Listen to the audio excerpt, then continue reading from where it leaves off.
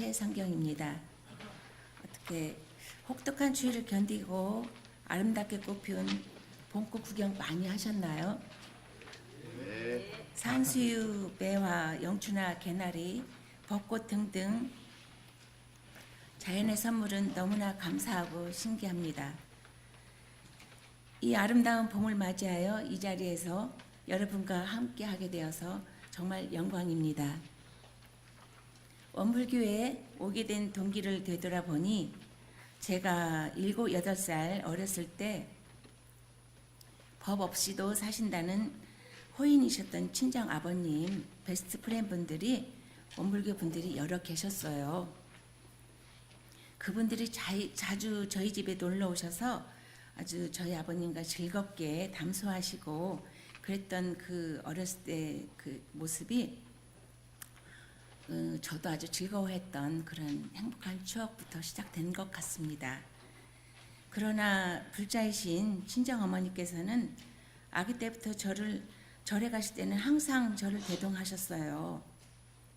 그래서 자연스럽게 저는 모태신앙으로 불자가 되었답니다. 이런 면에서 어려서부터 자녀와 함께 원불교 종교 생활을 하는 것도 매우 현명한 교육이라 생각이 됩니다. 2015년 1월 전주에서 서울로 아이들 교육 때문에 이사를 오게 되면서 30년 지인 학타원님께 강남교당에 다녀보라는 권유로 오게 되었습니다. 그때 교당에 대한 첫 인상은 아주 젠틀하신 김재영님의 인도로 2층으로 올라가니 좌식이 아닌 의자에 앉아서 법회를 보는 것이 너무 정말 좋았어요. 그때 무릎 통증이 있었거든요. 한글로 적힌 쉬운 교전도, 신금을 감동시키는 교관님 설법도, 성가대와 찬송, 그리고 사회자의 진행으로 이루어지는 이 모든 것이 현대적이고 합리적으로 그동안 저의 종교에 대한 번뇌가 해결되었답니다. 저의 이제 수행으로는요, 저는 행운아입니다. 교당 방문 첫날 원크로스와 원은 합창단에 입단하게 되어 음성 공양으로 수많은 성가곡을 배웠고 다양한 행사에 참석하여 찬송하는 찬송 성가대원이 되었답니다. 특히 100주년 행사에서는 60여 명의 전국 남성 단원들을 지도하는 행운을 가지게 되었고요. 함께 할 수 있는 크나큰 영광을 가지게 되었지요.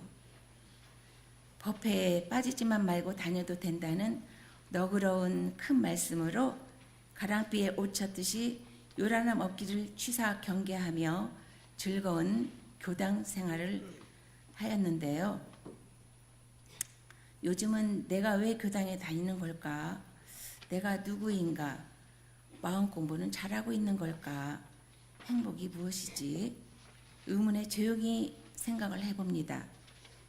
평상심이 도인이라 정산 종사님의 큰 말씀에 저는 호흡을 가다듬고 명상을 한답니다. 마음의 평화를 얻기 위해 평상심을 챙기고 경계에 집착하지 않으며 마음을 바로 돌리려는 의지로 매주 법회에 참석하고 법문을 받들고 평상심으로 살려고 하는 무의식에서의 마음이 어느덧 자리 잡고 있더라고요. 조금씩 단단해지면서요. 앞으로 더욱더 마음 공부에 정진하길 기원하며 요즘 원음에서 배우는 아름다운 세상 가사를 낭송하려 합니다. 우리 함께 만들어요 아름다운 세상. 문득 외롭다 느낄 때 하늘을 봐요. 같은 태양 아래 있어요 하나예요. 마주치는 눈빛으로 만들어 가요. 나지막히 함께 불러요 사랑의 노래를. 작은 가슴마다 고운 사랑 모아 우리 함께 만들어 가요 아름다운 세상. 혼자선 이룰 수 없죠 세상 무엇도. 마주잡은 두 손으로 사랑을 키워요. 함께 있기에 아름다운 안개꽃처럼 모두 여기 모여 작은 가슴마다 고운 사랑 모아 우리 함께 만들어가요. 아름다운 세상, 아름다운 세상. 유촉변 17장에 성가를 일종의 노래로만 알지 말라.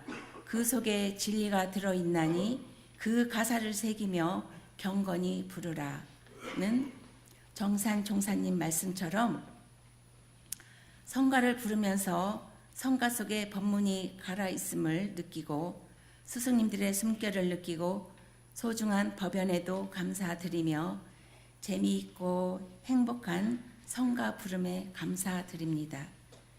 저는 예전엔 부처님의 사랑을 듬뿍 받았지만 이젠 대종사님의 사랑까지 듬뿍 받는 복 많은 저 최성경입니다. 끝까지 경청해 주셔서 감사합니다. 여러분 복 많이 받으세요. 파이팅! 감사합니다.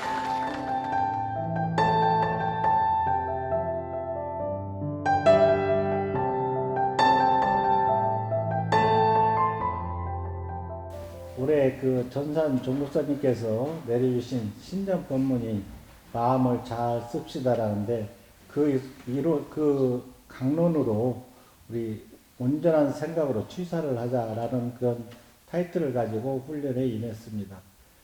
우리가 온전한 생각으로 취사하자는 얘기는 그 마음을 잘 쓰기에 꼭 필요한 강론적인 의견인 것 같습니다. 그래서 마음을 잘 쓰기 위해서는 우리가 흔히들 가장 큰 문제가 되는 것이 어떤 경계를 당했을 때 그 나만이 갖고 있는 그 고정관념 때문에 마음을 잘 쓸 수 없는 것으로 그렇게 사료됩니다. 그래서 이번 훈련을 통해서 고정관념 또 아니면 그 선입견 그 다음에 우리말로 한다면 분별심을 갖지 않는 그런 마음을 갖는 그런 소중한 시간이 되었던 것 같습니다.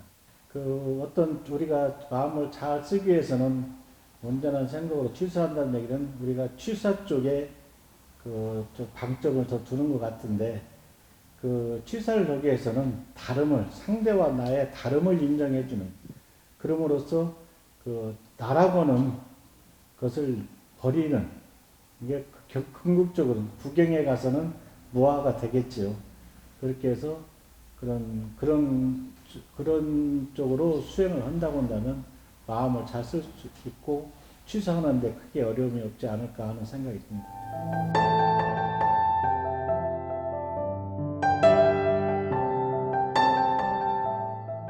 네, 감사일기는 지난해 소태산 마음학교 분산교당에서 있을 때 이제 그때부터 그 계기가 됐던 것 같아요. 그 전에도 제가 한번 써긴 했는데 잠깐 쓰고 말았었거든요. 그래서 이제 이번에는 계속 지금 쓰고 있습니다. 지금까지. 일단 제 마음을 챙길 수 있고 하루를 이렇게 지나면서 제 마음 오늘 하루를 뭐 했는지 되돌아볼 수 있는 시간이 됐고요. 그리고 이제 일단 마음을 챙겨야 될 것 같아요. 그렇지 않으면 잠깐 사이에 그 감사일기 쓰는 거를 놓칠 수도 있더라고요. 그래서 항상 마음을 챙겨야 되고 그리고 감사일기를 쓰고 난 후에 그 변화는 일단 원망할 일이 별로 없더라고요. 어떠한 경계가 닥쳐도 별로 화날 일이 안 생기고요. 그리고 그냥 그 상대방을 이해하게 되고 저럴 수도 있겠지 이제 그런 마음이 들더라고요. 그래서 이 감사일기를 통해서 일단 가장 제가 큰 일을 당했어도 얼마 전에도 정말 저희 동생하고 큰 일이 있었는데 실은 동생이 굉장히 지금 엄청 힘들어 한 상황이 됐어요. 이제 금전적인 문제로. 그래서 그렇지만 저도 이제 솔직히 저도 금전적으로 그 여유 있지는 않지만 제가 이제 도와줄 수 있는 거라고는 걔를 대신해서 제가 이제 뭘 하나를 희생을 했어요. 그랬더니 걔가 그거에 대한 감사를 너무너무 그 감사하다는 표현을 그 동생이 걱정이 되지 아마 누나를 그 원망이 하나도 안 되더라고요. 갑자기 그 얘기를 하니까 눈물이 나는데 정말 마음이 너무 아팠었거든요. 근데 그 동생이 걱정이 되지 그 원망이 하나도 안 되더라고요. 그런 변화가 있었습니다.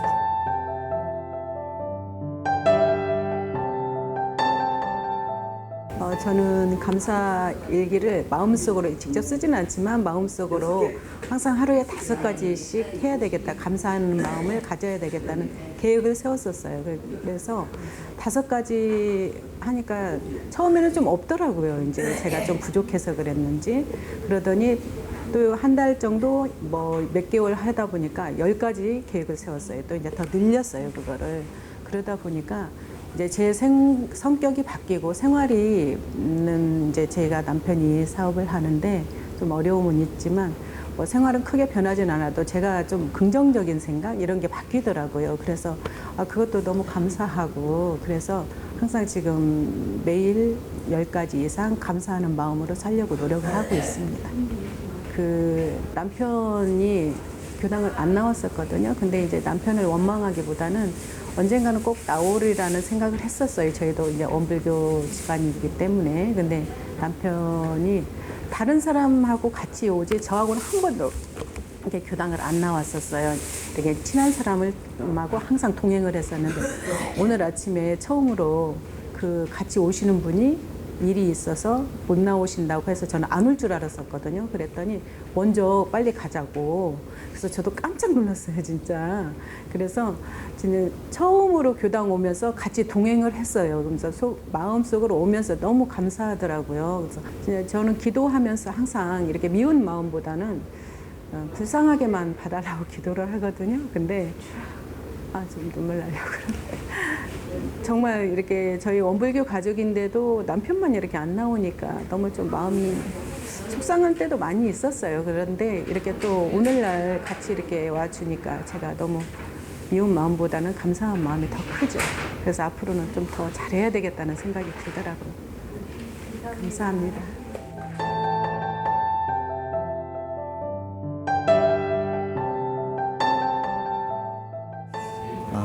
작년 4월달 대각 개교절 기념 그 이벤트로 감사일기를 매일 쓰게 되면은 이제 20일 이상 썼을 때 그 그림으로 보는 원불교 교전을 이제 준다고 해서 그때 한번 써봤습니다. 이제 쓰다 보니까 이제 매일매일 날짜를 이렇게 채운다는 게 좀 힘들었었는데 그래도 책을 받고 싶은 욕심에 20일 이상 꾸준히 써서 결국 책을 받았고요. 그 받고 나서 보니까 감사 생활을 해보니까 감사하는 마음을 받게 되면은 늘 감사 미물한테도 이제 감사 은혜를 받게 된다는 그런 정산 종사님 그 말씀도 있었고 해서 항상 그 감사하는 마음을 가지면서 생활하게 됐습니다. 감사일기나 감사 생활에서보다도 그게 뭔지 좀 감을 못 잡았었어요, 사실은. 근데 그 반대되는 개념이 원망 생활이었는데 그렇다면 내가 다른 사람들한테 어떤 원망 생활 마음을 갖게 됐는가를 생각해 보니까 직접적인 표현은 못했었지만은 마음속으로 그런 원망 생활을 좀 많이 가졌다라는 생각이 들더라고요. 그래서 이제 한 마음 돌려서 이제 그 사람한테 사람이나 상황이나 원망보다는 조그마한 그 감사하는 마음을 찾다 보니까는 생활이 좀 마음이 편안해지고 생활하는데 좀 여유가 생겼다는 그런 느낌이 들었습니다. 저도 한때는 그 직장이나 업무 스트레스 때문에 정신병원에서 진료를 받은 적도 있었고 그 당시에 알게 된 호르몬을 알게 됐었는데 이런 감사 생활을 직접 오래 해보니까 나도 이런 감사 생활로 해서 이런 좋은 호르몬이 생기게 될 수도 있겠구나라는 걸 깨닫게 됐습니다. 이런 감사 생활을 사실 이제 저만 알고 있고 하는 것보다는 내 주변에 있는 사람들에게도 전달을 좀 해서 같이 감사 생활을 할 수 있도록 노력하겠습니다.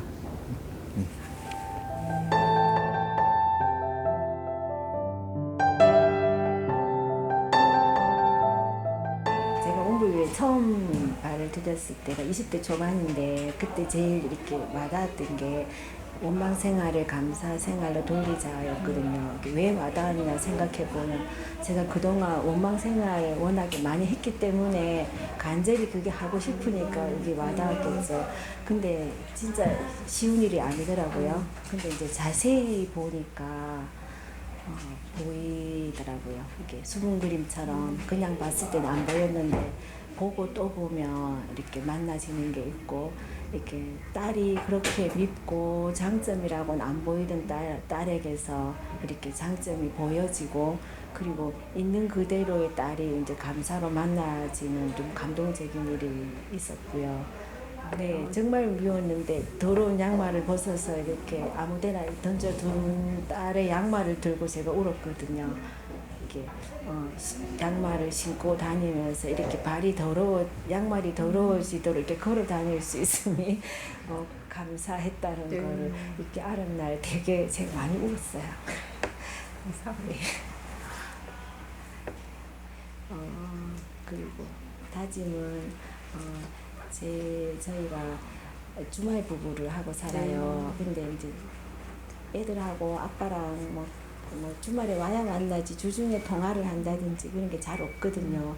근데 오늘 카톡방 보면서 가족 카톡방이 있거든요. 거기다가 우리가 먼저 해야 되겠구나. 자녀들한테 해라 하기보다는 엄마 아빠가 하는 모습을 먼저 보여줘야 되겠다. 그 생각을 계속하면서 들었어요. 이렇게 우리가 하는 걸 보면 애들이 느끼는 바가 있고 따라하겠구나. 네, 그래서 오늘 집에 가면 남편하고 오늘 저녁부터라도 카톡방에다가 감사 일기를 올려야 되겠다. 그 생각을 했습니다.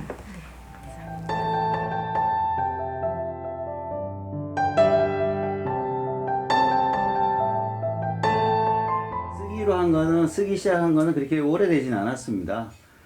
올해 초에 이제 우리 그 단회에서 다 같이 그 감사일기를 써서 그 단회 우리 5단 단회 그 단톡방에 매일매일 올리기로 했어요. 그래서 그걸 이제 우리 단원 중에서 한 서너 분이 이제 매일 올리기 시작을 했고, 그래서 매일 이제 한 번도 안 빼놓고 쓰려고 이제 애를 써가지고 이제 진행을 하고 있는 것이고, 그다음에 감사일기를 쓰니까 오늘 우리 교무님이 말씀하신 것처럼 바깥으로 은혜를 보는 눈이 길러지죠. 왜냐하면은 또 의무적으로 어쨌든 감사일기를 써야 되니까 감사한 일이 오늘 뭐가 있었나 또는 또 그것도 잊어버립니다. 그래서 이제 그때 감사한 일이 있을 때 여유가 있을 때는 바로 이렇게 감사할 이제 것들을 가지고 이제 쓰기 시작하고 또는 메모를 해놓고 저녁에 이제 집에 와서도 쓰기도 하고 해서 그런 걸 쓰다 보면은 확실히 이제 감사하는 생활을 하는 데 있어서 도움이 되는 것 같습니다. 감사일기를 가족도 카톡방에 올립니다.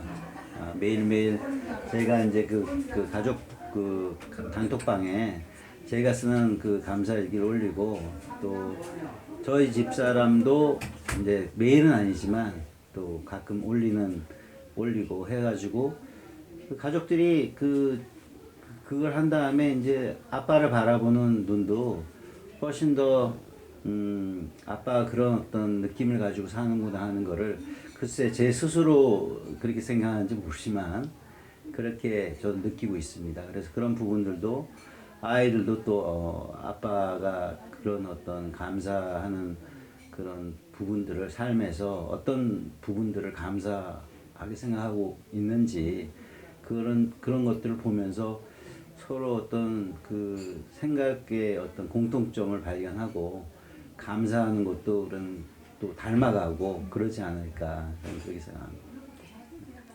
감사합니다.